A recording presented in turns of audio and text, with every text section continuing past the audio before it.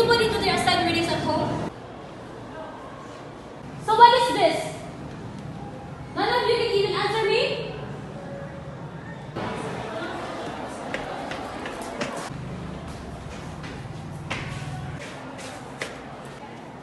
Uy! Mr. Newcomer is here.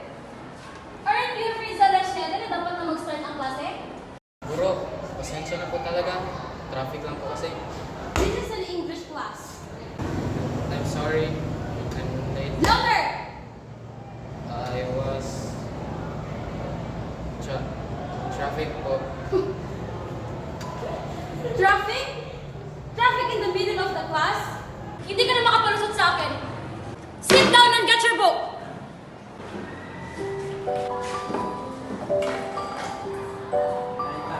Styles of speech. We have here closing style.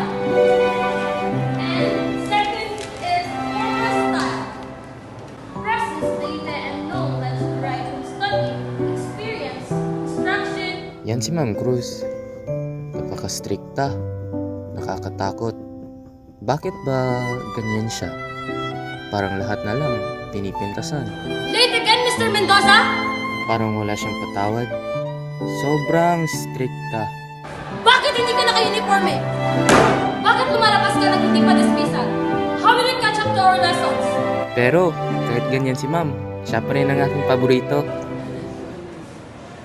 Mr. Newcomer, pumasok ko pa talaga na tapos na ang klase? Ano po kasi... Huh?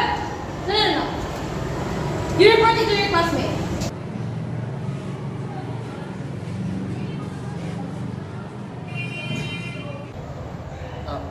Ma'am, pasensya na talaga po. Hindi na talaga tumaulit to, promise. Quiet! Class, dismiss! I'm worried about your grades. And you're not being attentive. May problema ba? Wala po. Kung kailangan mo lang ng tulong, lumapit ka lang sa akin. Ako ang iyong pangalawang nanay. At sa school na to, gagabayin kita hanggang sa makakaya ko. Guro, minsan iniisip ko kung bakit kayo ganyan ka-strikta. Parang lahat pinapansin nyo. Pero habang lumilipas ang mga araw, na-realize ko na lahat naman pala yun ay para sa aming kabutihan.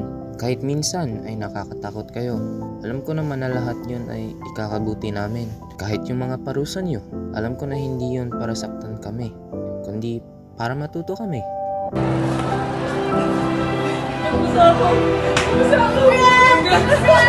Dahil dyan, natuto akong mag-English.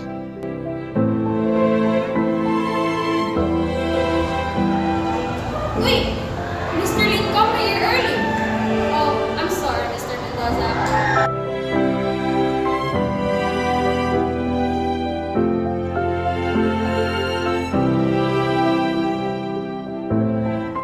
Dahil kay Ma'am, hindi na ako si Mr. Latecomer.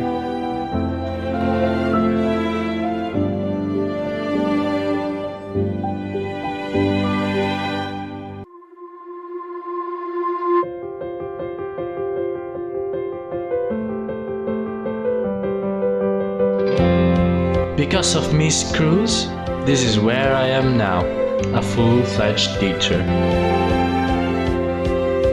And those are today's lessons. So anyone understand the lesson for today? Yes, sir. Wait, where is Mr. Nishata? Sir!